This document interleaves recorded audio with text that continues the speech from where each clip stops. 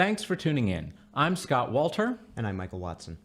In this episode, we take a look at how lobbyists, lawyers, and advocacy groups have influenced the nation's devastating opioid addiction crisis. This is the InfluenceWatch podcast.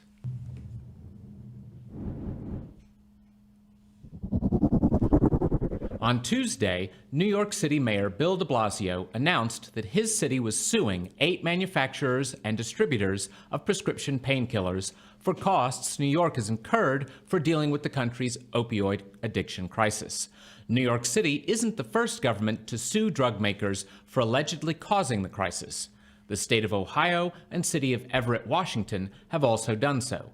Laying aside the left-wing politician's publicity stunt for the moment, it's impossible to see drug overdoses, which killed an estimated 64,000 Americans in 2016, as anything but a major social problem. The Trump administration has officially declared opioid addiction a public health crisis, which opened up some limited federal funds for relief. In December of last year, Fairfax County, Virginia, a suburb of the nation's capital that is the second richest county in the United States, saw 8 overdose deaths in 9 days. Despite the efforts being made, the crisis continues.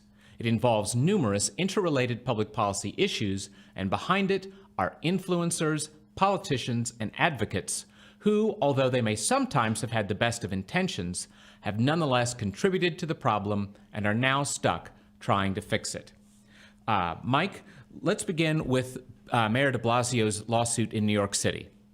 So whatever you think about Bill de Blasio, obviously he's a very far-left guy. His administration is propped up by a bunch of the far-left hangers-on groups. And unions. And starting with and many working for the labor unions. On this issue, this is not really a crazy thing. The lawsuit in Ohio was moved by State Attorney General Mike DeWine, who's a Republican.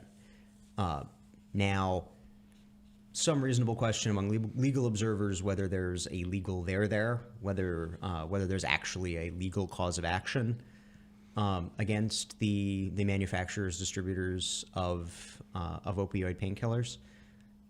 In the mid-2000s, they actually did reach a settlement with Purdue Pharmaceuticals because they had done some sleazy marketing stuff, but that was dealt with then.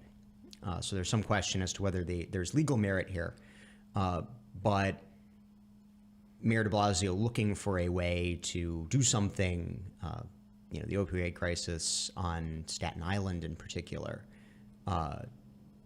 is almost apocalyptically bad, hardly crazy. Well, that said, the mayor probably didn't come up with the lawsuit idea on his own. There's a history of sorts, isn't there, of this kind of governmental lawsuit against a particular sector of business. One of the obvious ones that come to my mind is the tobacco litigation so prominent in the 90s. Tobacco and asbestos. The problem with the way that those lawsuits were set up, especially the tobacco lawsuit, the tobacco master settlement, is that a lot of the money ended up going to trial lawyers, some of whom were real sleazeballs. Dickie Scruggs was a famous lawyer who was one of the partners in the law firm that worked with the state of Mississippi on the tobacco litigation. He would later go to prison for bribing a judge. Yes, and we should point out that he was the brother-in-law of then Senate Majority Leader Trent Lott, which no doubt increased his capacity to influence such things. Increased his political clout and may have helped him think that he was going to get away with things like bribing a judge. Yes, and I think we should also, given our own history and what InfluenceWatch.org covers thoroughly, observe that two groups that a lot of Americans forget are massive players in politics are the labor unions, which you mentioned earlier, who pretty much are responsible for Bill de Blasio having his current job, for that matter, having the nomination. But in the case of Dickie Scruggs, brings to mind the other big group often forgotten, and that's the tort bar, or in crude layman's terms, the ambulance chasers. And lawsuits like this, where you have, when governments try to sue a big chunk of business to have the golden egg laid by that goose, they typically involve with themselves outside lawyers, not just their own attorneys general, but outside lawyers like Dickey Scruggs' firm. And there's a division of spoils, and those tort lawyers then are often found to be among the most prominent and generous of contributors to the politicians involved. Absolutely. And there's also if I can add, specific to the tobacco settlement, there's another kind of sideline issue, and that's that if one of these litigation proceedings looks like it's going to go bad for the industry settles, and then the industry can make a deal so that the incumbent companies, the companies that are actually making the deal, can actually come out pretty well. R.J. Reynolds and what was then Philip Morris, what is now Altria Group, basically the way the master settlement is structured gave them a near monopoly on what remains of the tobacco market in the United States. They also no longer advertise against each other, which saves them scads of money. They had to pay a bunch of money to these states and to that.